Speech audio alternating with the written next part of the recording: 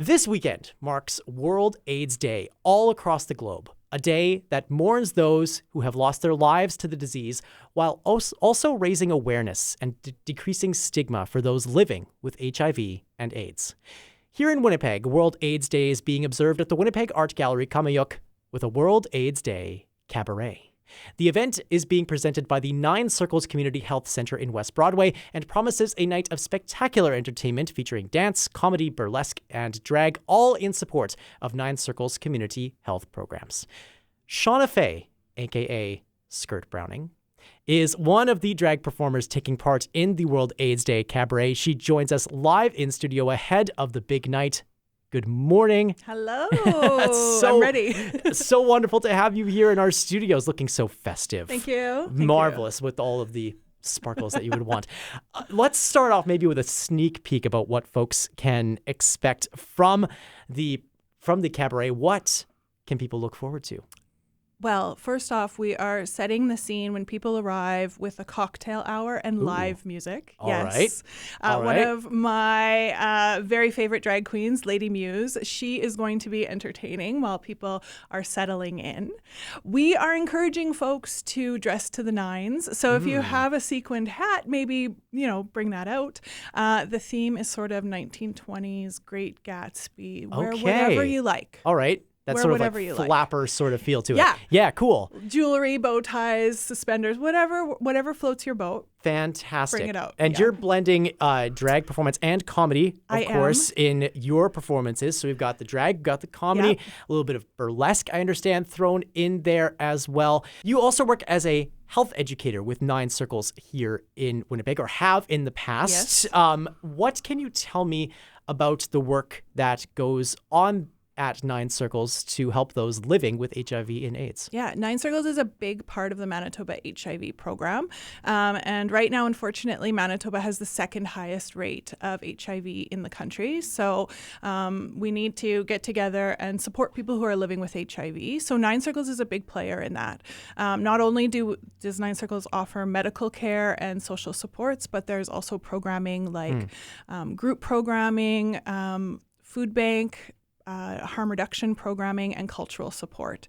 So people can get their medical needs taken care of, but also their emotional and support interaction needs as well. So that's why we're supporting. Yeah. So how do the performing arts, your arts, the drag and the comedy, how do those elements combine with the sort of support work that takes place at Nine Circles, as you say, to support people and their not only their physical well-being, but their emotional well-being as well? Absolutely. Well, drag historically and drag locally have always come together to help good causes. And we know that in the early days of HIV, it was a lot of gay men who were impacted. So there's a lot of history between drag performers and HIV activism.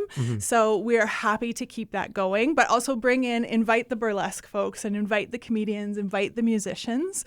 But there's always been a lot of AIDS activism and art activism tied hand in hand. And I'll just take the moment to say that I'm very proud that, the little awareness ribbons that we wear, HIV, the red ribbon was the very first ribbon of all, and it was made by AIDS activists and artists in the United States. So there's a strong connection between the arts community and supporting people living with HIV. As you're performing at the World AIDS Day Cabaret, you mentioned the connection that drag has to AIDS activism. Does that make these performances mean a little bit more to you as you're taking the stage, given the history? Absolutely. Well, yes. And given the history that I have 13 years of getting to know people and really getting to respect people and understand the struggle of living with HIV, that it really means a lot, not only to the drag community, but it actually really means a lot to me. Yeah. I also am intimately familiar with the staff at Nine Circles and the lengths that they go to try and get people the care that they deserve. So being able to support HIV, but also to be able to support the clients and the staff at Nine Circles means a ton to me. So I'm super excited to be a part of it. And that reads very, very well as you're talking about this. Yeah. It occurs to me that there might be people that you're actually thinking of as you're performing from your work. 100%. Well, and should you be there, should you have tickets, there are a few jokes about some of the folks who work at Nine Circles. They're all loving and sweet jokes. I don't make fun of people that I love. No. But absolutely, I can tie in. We can make it a night about honor and support, but also celebration, love, laughter, and fashion. Like all of those things can come together. And so that's what we're doing. Okay.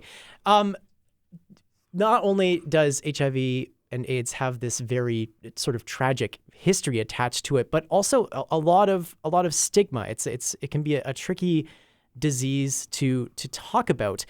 What sort of power do you see the arts having in helping to break down that stigma? You talk about the power of laughter with your jokes and your performing. How does that factor into breaking down stigma for people in the community to then get engaged and talk about HIV and AIDS? Exactly. Well, it's nice that we can come together and laugh at the things that are absurd, and not at the things that sometimes get picked on, because there is that stigma. We know all the tropes, so we definitely don't go there. But there are a lot of things that we do need to talk about in the community.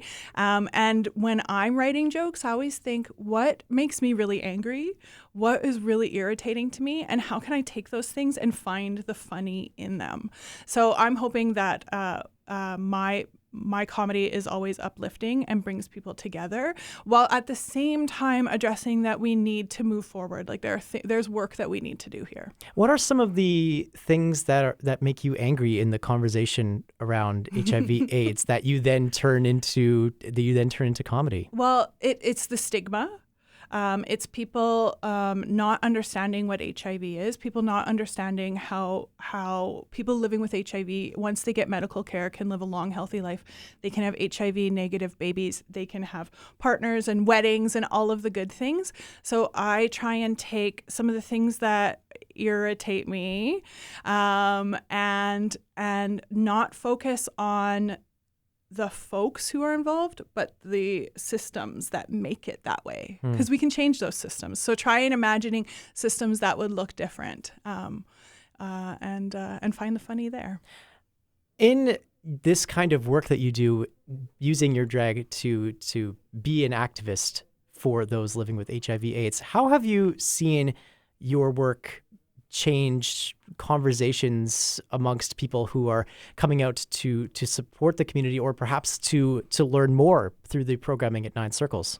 It makes the subject more approachable. People sometimes are scared to talk to doctors or scared to even walk into clinics.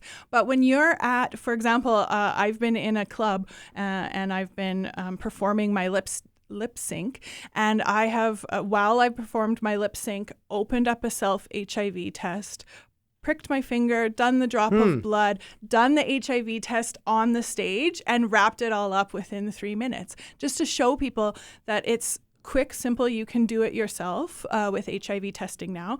And people would come up to me and be like, that's amazing. Like, that's what an HIV self-test looks like. I can't believe you just did that in 3 minutes. So it's like trying to figure out ways to sort of open the subject and then have people come and chat. And please, if you ever see a drag queen perform, come and chat with her, take a selfie, follow her on Instagram. We aren't scary. We're lovely, beautiful people, and we always want to interact. So don't ever be scared to come and chat with us about the impressions you get from our performances. How can somebody with that many sparkles on their hat possibly be mean? Exactly. We've talked about this a little bit, that drag performance so inextricably linked to the 2S LGBTQ+ community.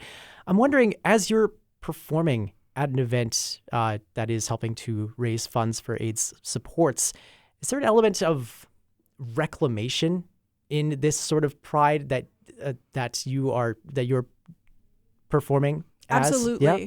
And I think it, for me, because I do drag and comedy, for me, get to hold a microphone to my mouth and say the things that I've crafted and created and thought about. But even when people are singing or doing burlesque, it is about reclamation. It is about, like, we are here. This is what community looks like. This is what inclusion looks like. And these are the people in our neighborhood who we love and support and want to be part of.